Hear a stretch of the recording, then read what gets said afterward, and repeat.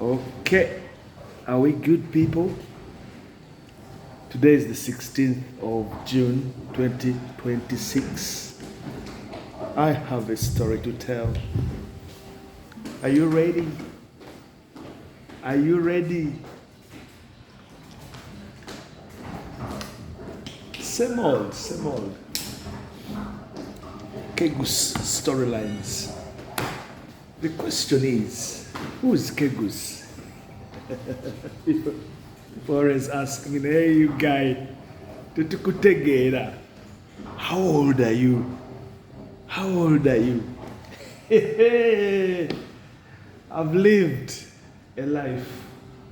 First of all, I was born of my mom, the beautiful Victorianite, Kyanda. Original names, Mariam Nasanga. My mom was a Muslim. And my dad, Simpson William Chanda. Original names, Stephen Kasos. He changed the names to Chanda when he was... That's a long story, you already know it. You right, brother? Good. So, that was 1972. You know what really went about? My dad was in love with my mom, and the rest was history. Their relationship was consummated on a trip. My dad drove my mom all the way to Nairobi on a holiday. I think it was a working trip. You know, he had just bought a new car as well. A Renault, brand new from Uganda Motors. A brand new car. Then they go on a whirlwind romance. Norfolk Hotel, Fairmount in Nairobi, one of the best hotels in Nairobi. Then and now. It's now, I think, part of 4 Points. It is part of 4 Points, I think so. But anyway, that's a long time ago. So, in 1972, I'm born at Mulago Hospital. Mulago Hospital, private wing. The same wing Dr. Milton Obote had been admitted to. You know Dr. Milton Obote? Former president of Uganda? Yeah. He survived the assassination attempt in '69 at the youth conference, Lugogo. Yeah, that's life. But anyway, on the wedding day, my mom was heavily pregnant with me. Because people ask me all these questions, and I've made the effort to give people a backstory about me. And I think I've done justice. I've done justice to myself. I've been very, very brutally honest in many of the storylines. And so that really sets in motion a catalog of events in my life. When I'm born, my mom was young. She has to go back to school. She's flying every week to Nairobi. My dad buys her a house. You know, all this happens after marriage. She begins a family by 22, 23. She has had 4 of us. She was pretty hands full. So by 79, when the government is overthrown of Idi Amin, we skip town, go to exile. I remember we flew from Kololo Strip, Nairobi. We had a house in Kenya. My dad had many houses. So we returned, but formally I began school in Kenya. Private, Montessori, nursery. Expatriates, my initial education was with white kids, you know, in Kenya, very, very affluent. So when I returned to Uganda, I would eventually join Kololo Nursery School, where now the current Lohana Academy is. That used to be nursery school. Then Kyanda Primary School, primary 1, then I transferred to Uganda Road, where I eventually studied for 7 years, primary school. Kati, those who remember me in Uganda Road Primary School, they all say many things. People used to want to be my friends. People wanted to be around me. They used to pick me up in the Mercedes, whatever. I mean, I was a very likable student in school, primary especially. My mom was always a fixture among the teachers. She really cared about my education, and she was hands-on. Yeah. So in the 80s, my mom has gone back to work for the first time. She begins work in the corporate, Uganda Development Corporation, Chief Executive Secretary to the boss, Rogers Mukasa. My dad was in business, very, very successful. He had left a career in East Mango Growers, having launched it successfully, dividing it into two, East and West and all those things, building one of the tallest buildings in Kampala as a HQ for, well, there's a building I told you in Kampala that you don't know. My dad had hands on it to build it. Yeah. So growing up, I would tell you my life was very, very comfortable, affluent. Kyanda, suburb. Enyumba yaliko eka ngabiri, 20 acres of big, there are 3 houses in one, things like that. Bingi very comfortable. Yeah. Let me take you back, okay? So that you really get. Sometimes when you see people, you are always keen to know more about what they are all about. Those who know me would know me better if they went to school with me. They would know me more if they were around my circles, my sphere of friends. You make your world around you. Now, like growing up in Kyanda.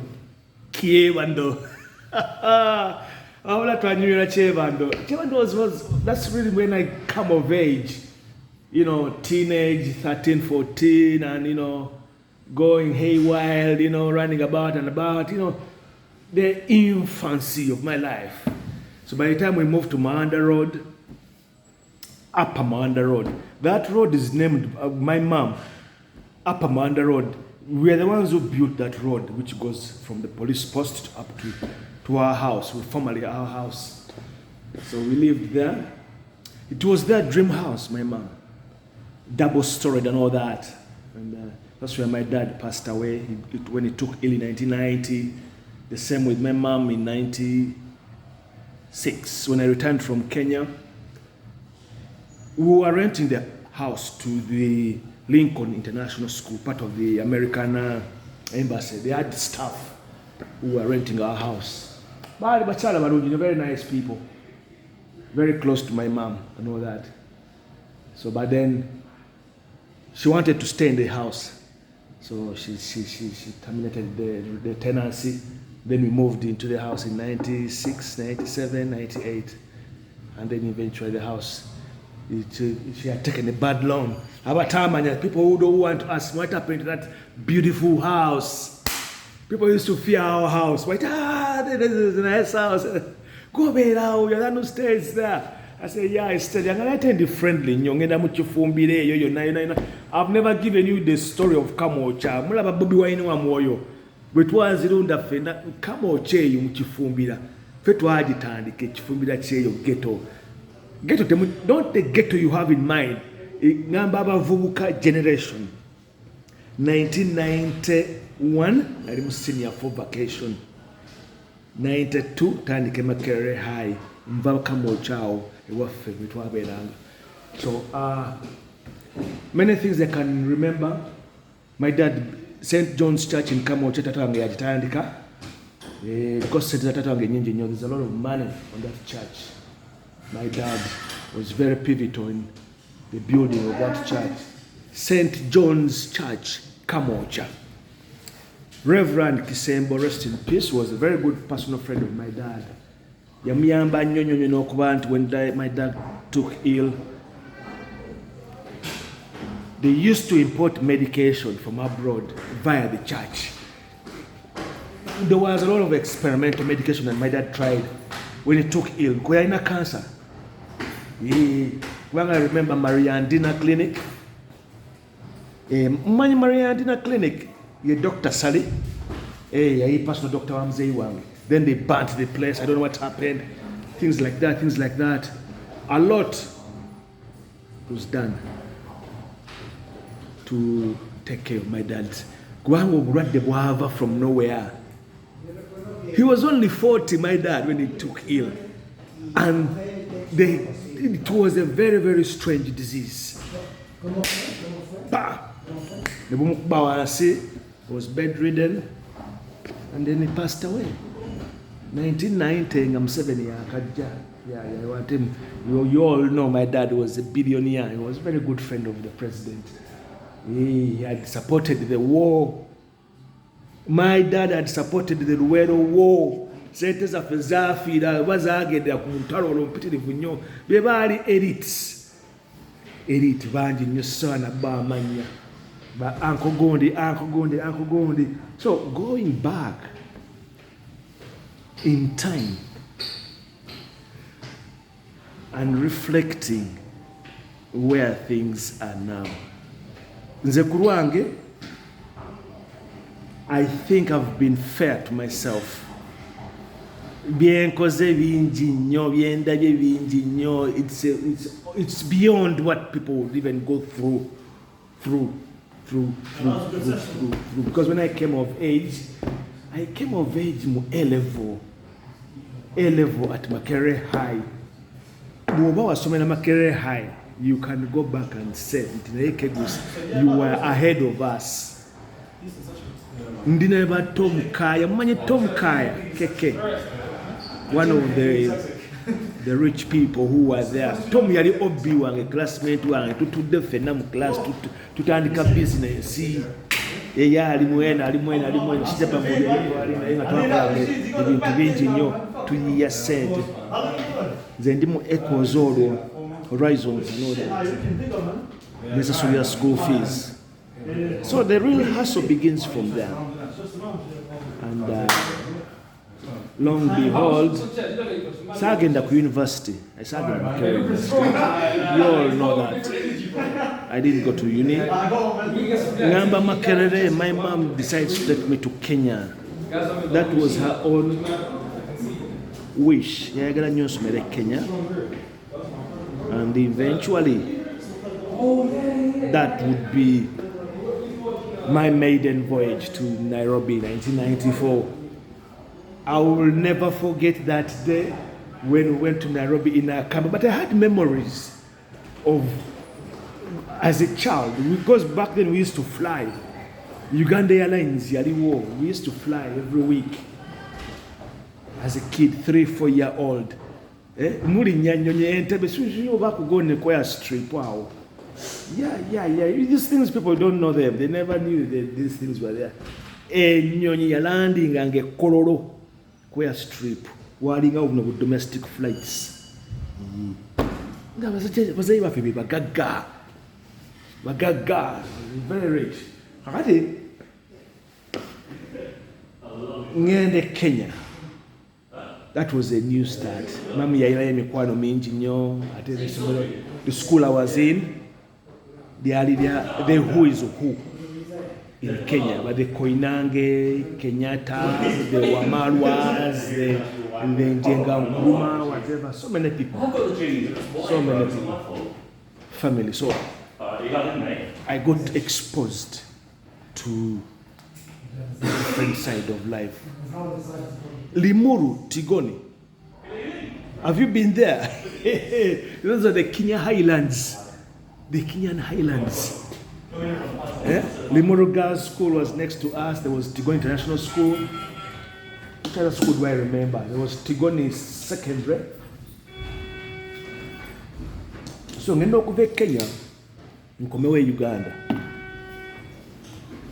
96. Of course, nabanyumiza story ya muna Kenya na yafunye girlfriend omulungi. Bali banjagadde nnyo. That family. They liked me so much. Muna Kenya. I know America, but we are still friends. You know. She's happily married and all that. My life has moved along the way. When it is about love, my own personal experience, love. When I go to Tanzania, you know Tanzania, Arusha. While on my return back to Uganda, that's when I met a Tanzanian, very, very nice family. Hello, sis, I'm fine, I'm good. No, whatever. Now, I'm just jumping. So by 1997, things are going to take another direction. When I returned in 96, my mom was very ill. She was poorly. She was in hospital by the time I arrived in Uganda from Tanzania. Because remember, I received a message that I should return. She had written a letter and taken it herself personally. She was very, very weak. Gone to the Akamba bus terminal, hand delivered the letter. And when she got there, they told her, we know this guy, he's a very friendly guy. Yes. And then, yes, coach. And then, long behold, the next day the letter got to me. And then I had to make my earliest exit to return back. I spent 2 weeks in Tanzania, you know that. I was in Tanzania. But I knew I wasn't going back to Kenya. I knew it was done. I had finished my studies. But I didn't get where my mom wanted me to. I didn't graduate with the degree. I had diplomas. I had certificate diplomas and things like that. So when I returned back to Uganda, I landed a job in Uganda Revenue Authority. Medical gwa yantwala, because he used to come and visit my mom. He was our neighbor. Medical gwa, former, he was a principal private secretary, Uganda Revenue Authority at the time. Then he went into politics. Yes. In 96, my mom had stood for woman MP for Kawempe Division. And that's how medical work would do. I will give you that story nicely. I will give it to you nicely. The political, what was going on politically. The first elections, 10 years after Museveni, was in power. So I worked there 6 months probation. After the probation, I quit, setting up Paramount Investments and entertainment that would launch me into the stratosphere. It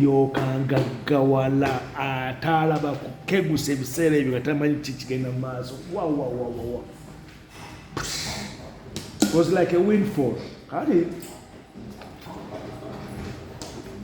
I was able to look after my mom, take care of her, on the advice of the doctors. The Franciscan doctors in Zambia Hospital,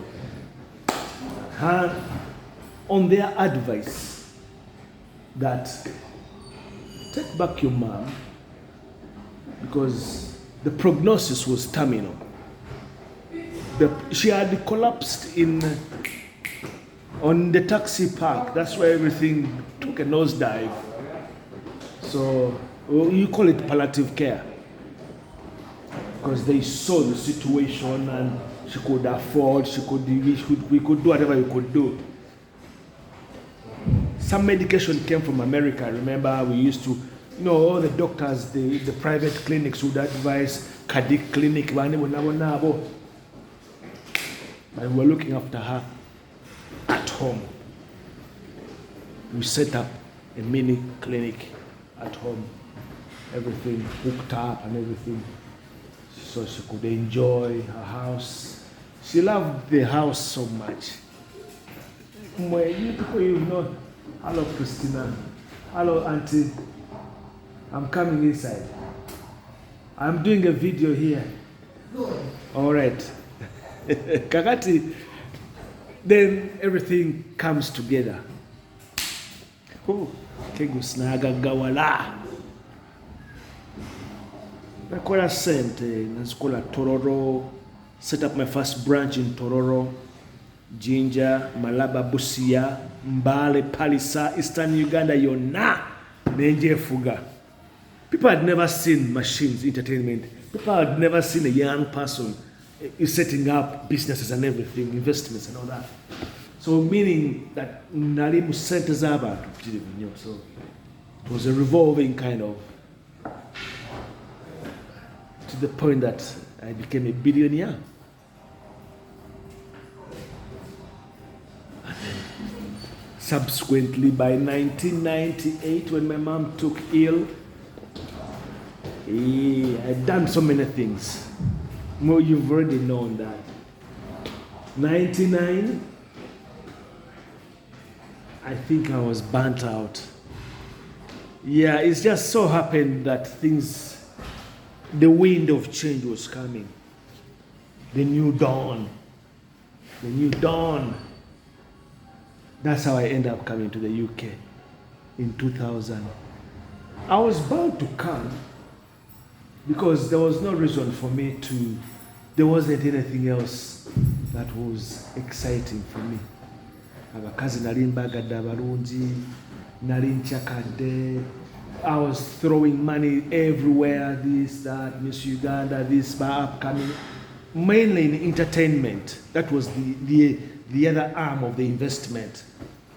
Nali moving to bingi nnyo. Banking, investment. Era senga nali nkyali Uganda, by today I would probably have a small bank. I would have had something on those lines. Naye tegera bulungi nnyo, or something to do with finance. Mutegera bulungi nnyo bye njogera.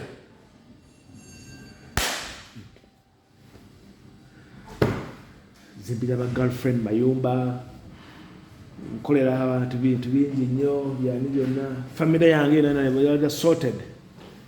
Kolera Bosuji, grocery, supermarket, busy, barber shop, saloons, and bingi. So, in terms of achievements, when I said I was moving on, I was leaving behind what I had pretty much been a part of. So by 2001, when I returned here to study, I paid for myself. I paid for myself. International University, prestigious. Sheila International University, part of, if you know King's College London, School of Business, 4 years, 3 years, $100,000 US. I didn't come on charity. No. I had my money. It's very interesting because when I received that email from the university, it came via the UK embassy, whatever, British Council and all that. Oh, you've been admitted. I had visited the university while here in 2000 on a visit. And oh yeah, we feel like you, blah, blah, blah. So that there was an opportunity for me. So the visa clearance was straightforward. Okuve Uganda. I didn't have any hassles with the visa, whatever. The only thing they told me was you have to be coming back to take care of your business every year. Every December I used to be in Uganda. No zamula baby into baby fan. Kati onagana make gustiwandi but the London. I was attracted towards the proposition. So I came, I studied, brought my money here. And then when I finished, I returned back to Uganda. So when I returned back to Uganda, then I make a decision to return. Because the visa was still on, and I said, well, I wanted to settle down. Yes, brother, how are you? And that was it. So from 2005 to date, it's the diaspora series that we are doing. It's a series where I talk about my life and my experience in the UK. So that decision was my decision. It wasn't for anybody else. That it wasn't like somebody brought me here. No, at the tower, no one brought me here. No, it was a situation analysis that you look at what is going on and make that decision yourself. And I've been doing that for more or less a good part of my life, since my teenage. And one thing I always will remember, let me talk about it. When I was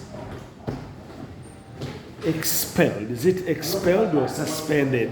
It was the third term of my senior 4, O level.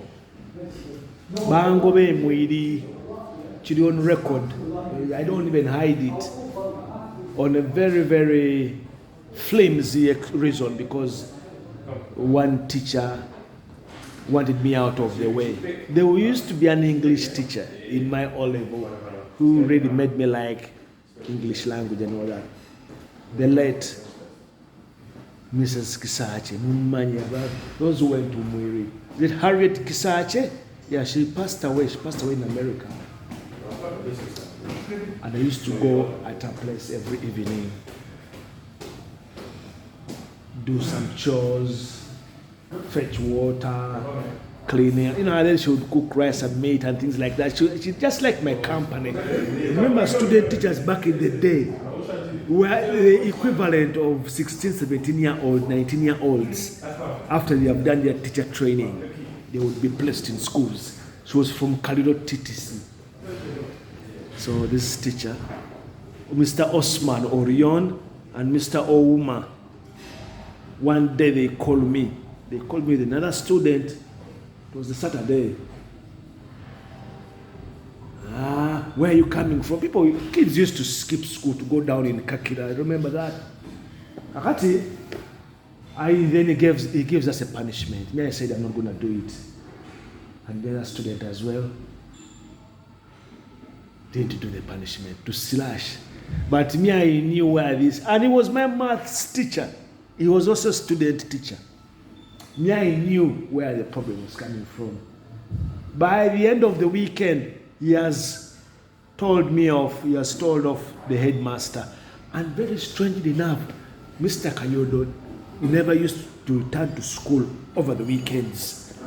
So on Sunday, when I'm going for prayer, I see him in the office, and this woman was going there. That's when he told him. The next day in the morning, on the assembly, the following students, they called my name on the assembly. It was us, the candidate class, who were in school, because it was the holiday third term. Whatever, third term starting and all that holiday. So we stayed over. People were shocked. I remember that day. I walked back to the house, brewer house, packed my things, went to the school gate, and that day the guys and girls were coming on a field trip. They had even come, they were in school. And on the group of the guys and girls, there was one girlfriend of mine, Sidimubaburi, and Yachimani. I waited at the gate until they did their field trip at the fly whatever. But they call a field trip. You remember where they used to be? It's called the mast. I can't rock it. I can't go to. You know, you go in the camp y'abasirikale.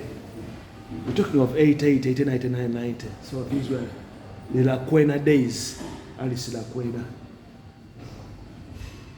So I take a trip on the Gaza school truck back to Kampala. Oh, your story. The Gaza, it shook Gaza up. Which student of Mwiri climbed the truck and was behind the truck with the girls?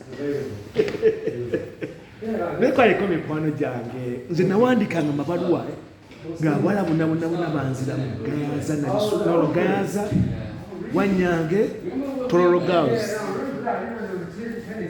ge gali amasomero gange. So bingi that would change the direction of my life. My dad had just passed away. Kati nga nenoonya ndi confused mwana I didn't even know what was up. I could have given up studying but I couldn't. Nali mugezi nnyo. I couldn't. Era nakomawo mu examination week nkole ebigezo not to return for A level. I was going back to Mwiri for A level. Mbikola nempita for first grade. I was one of the top students. If I had gone back to Mwiri, my life would have taken a different direction. However, my going to Makerere High was determined by my suspension. When they suspended me from Mwiri, I went to campus. Makerere University. Katine penetrating yonna inside out. From Mitchell, Livingstone, North Court, zonanga ngambera mu campus nanti saddayo. Ati ndiwa Uncle George mu Mitchell Hall. Ngabampita Michael West. Kati ekigambo kya Michael West ffe twakifuula. Bwe tebamanyi era you are a campuser oba oliki nentandika benching. Bannange nakola ebintu bingi nnyo. Kati ngenda kujja ku Mackay nga I'm more like a campuser. I was more like a campuser. Nga ndabye ebintu bingi njiya kino. So that launched me. Erevu. Kati wendaba abaana ba Erevu ennaku zino nga bakyasaba ne pocket money. Now nalina business kya photocopy ewandegeya nakwana omukazi ali awo omukyala yalina mukulu nga mukwano gwange sigandi mukwana. She was just my friend. Nemugazi nja kwetanga business nga naye tulya percentage. I would end up getting a machine from Makerere printing press nga photocopy babiteka na manju government, they just every time they just put their chifood. Na tujja chukola. Mulaba church ya Makerere High eyo, the church. Oyo omukyala yatuulanga mu church yakubanga type yakoleranga kegusi yakoleranga nze mumwambuuza nga sigina zijjanga olwo ntandise nokukola mu Echoes mu Horizon nga promoter ne bampala n'olunaku lulambo olwa Sunday ndi mu A-level. Hey. Na banki yanga sente awo mu banka Uganda Commercial Bank buli lwa Monday nga buli yeebuuza sente gy'ozijja ensawo yange ebeeramu sente. Cash. Anyway, yeah, this story continues.